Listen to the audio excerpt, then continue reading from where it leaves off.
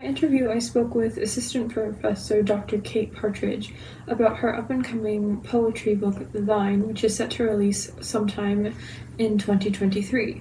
And I started by asking her what the title of Thine meant to her and why she chose The it. title, I think, has most to do with like figuring out what it means to be in relationship with a place and with other people in the context of living like in the middle of climate change, right? So what does it mean to try to create art and like belong to a space when things around us feel like they're sort of falling apart?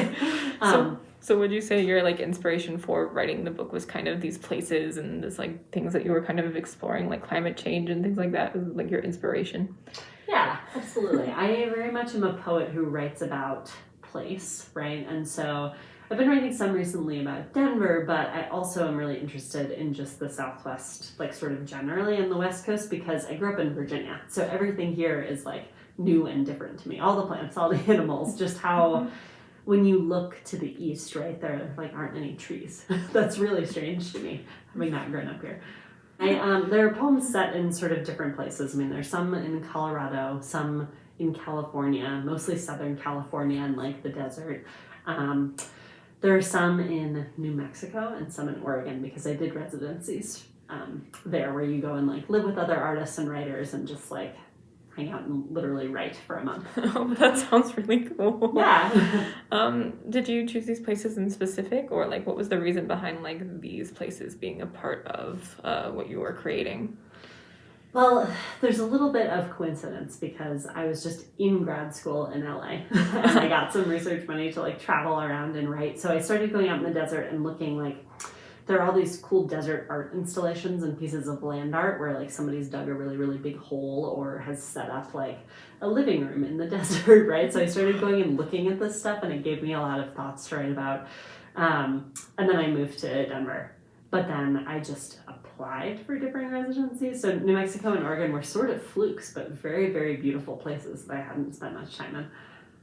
Would you mind telling me a little bit about what your kind of like writing process looked like for all of this? I know that you said that it was kind of like going from like places to different places and like discovery and stuff, but Yeah, absolutely. I mean, I like to write from like looking at and thinking about visual art a lot. And so I went to a lot of museums and looked at paintings and looked at photographs and then sort of went back and you know how when you're writing from artwork, like some part has imprinted in your brain or you're left with like some question, like what is the deal with that thing happening in that corner? So I really think of my writing as being like sort of a process of asking questions and putting things together associatively. So I would sort of start there with either something I had seen in the landscape or some like artwork I was thinking about. And then other bits of things start coming in, right? Like from my memories or from other things that I had recently seen or read or been thinking about. So I tend to write poems that are a little more like long and discursive, right? They're like moving back and forth between thinking about looking and seeing and hearing, and all of those things sort of come together. Mhm. Is there anything else that you'd like to kind of say about Vine that we haven't already discussed?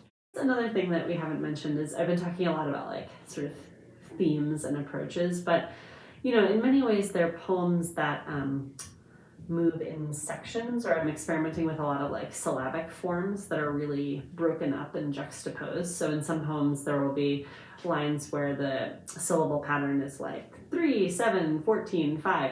So one thing I'm thinking about is like how poetic form can respond to all the different like breaks and fractures in the landscape in the West, which you can really like see.